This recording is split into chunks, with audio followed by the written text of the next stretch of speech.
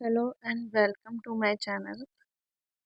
आज का टॉपिक है एमपीपीएससी का unit first, ancient Indian knowledge system और ट्रेडिशन।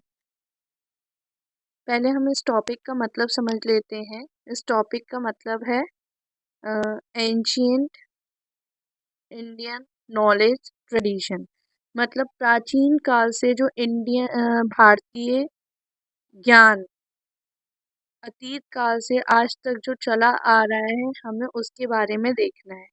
मतलब हमारे भारतीय प्राचीन काल में कौन कौन सी विद्याएं थी, कौन कौन सी कलाएं थी और कितनी कलाएं कितनी विद्याएं इसके अंदर आती हैं, उसको हमें देखना है।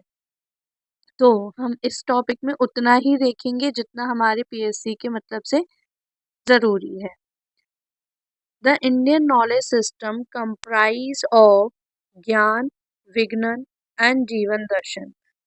मतलब इंडियन नॉलेज सिस्टम जो है उसमें तीन चीजें आती हैं, ज्ञान, विज्ञान और जीवन दर्शन। अच्छा, ये तीनों चीजें अ, हमारे यहाँ इवॉल्व हुई हैं, मतलब विकसित हुई हैं किस बेस पर? एक्सपीरियंस के बेस पर।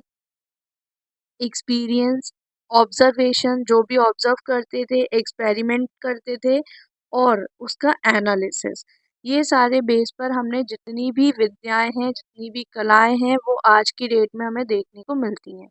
अच्छा, इन सब का इम्पैक्ट हमारे लाइफ में पहले भी पड़ता था, प्राचीन काल में भी पड़ता था, आज भी पड़ता है। किस किस पे?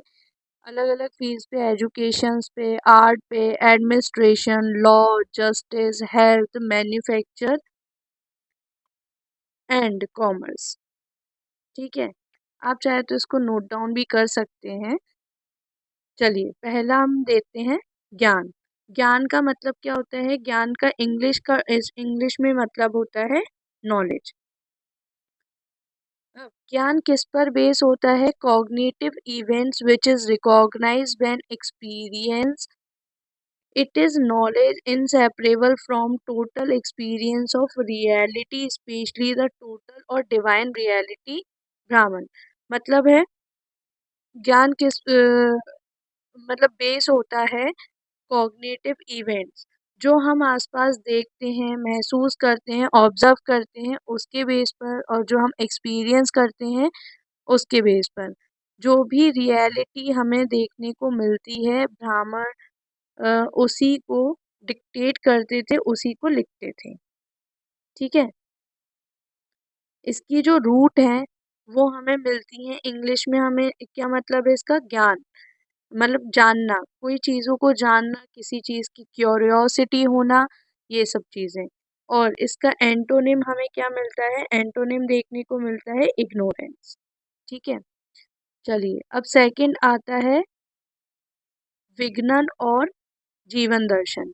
पहले देखते हैं विज्ञान। विज्ञान एक संस्कृत वर्ड है जिसका मतलब होता है नॉलेज, रिस्पेक्ट और साइंस।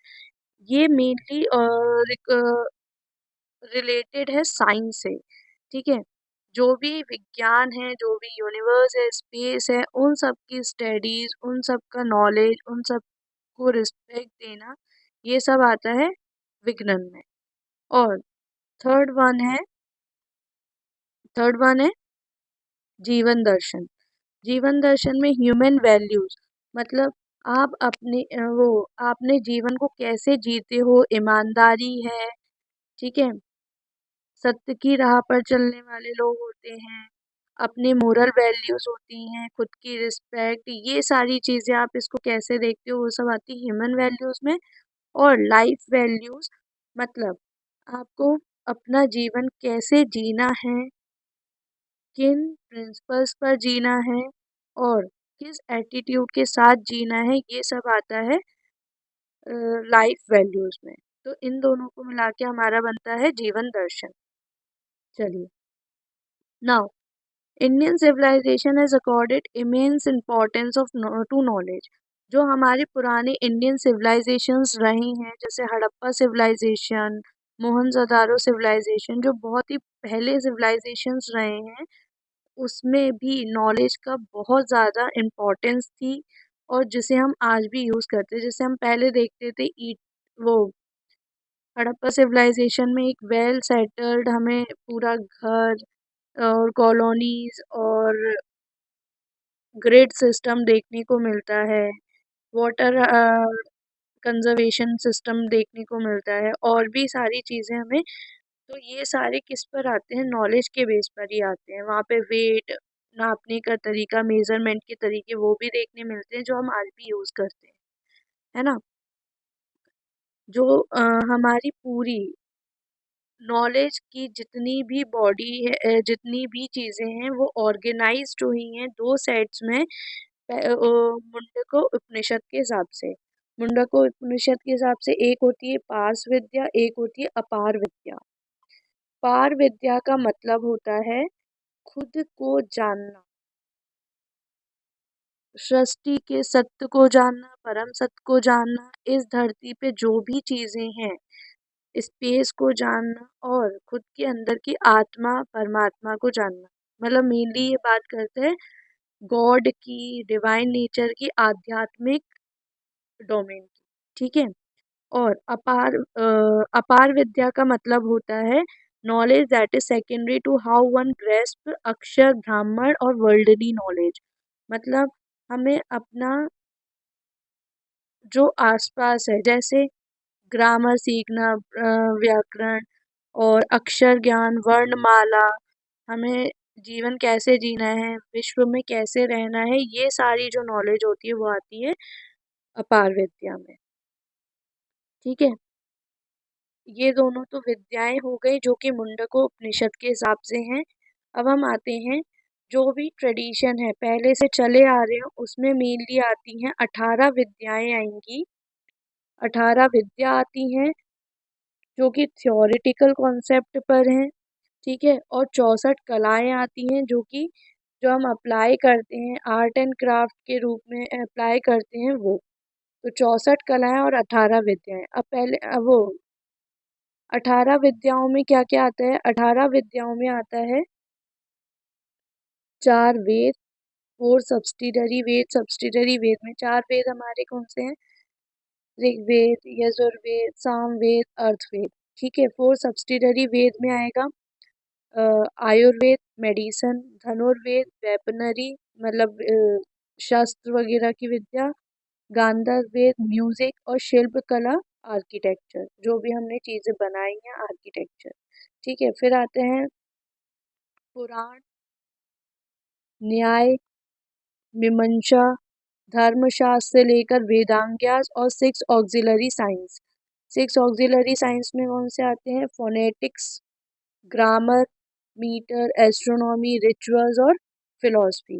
ये सारी जो हैं ये 18 विज्ञान बोल लो या 18 विद्याएं बोल लो जो कि हमारे पूरे एंशियंट इंडिया से आज तक चली आ रही है और इसी के बेस पर हम डेवलपमेंट कर रहे हैं, ठीक है?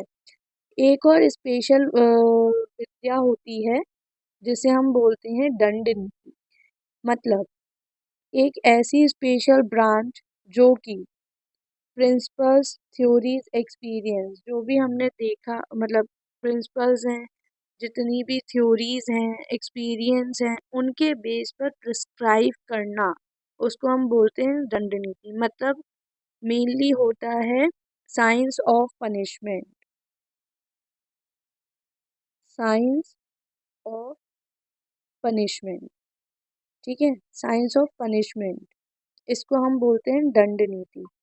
अब अगर 3 विद्याएं और होती हैं जिसको हम कहते हैं अनविस्की एक्सप्लोरेशन, कोई भी नई चीज को एक्सप्लोर करना, ठीक है? उसको हम पढ़ते हैं अनविस्की में।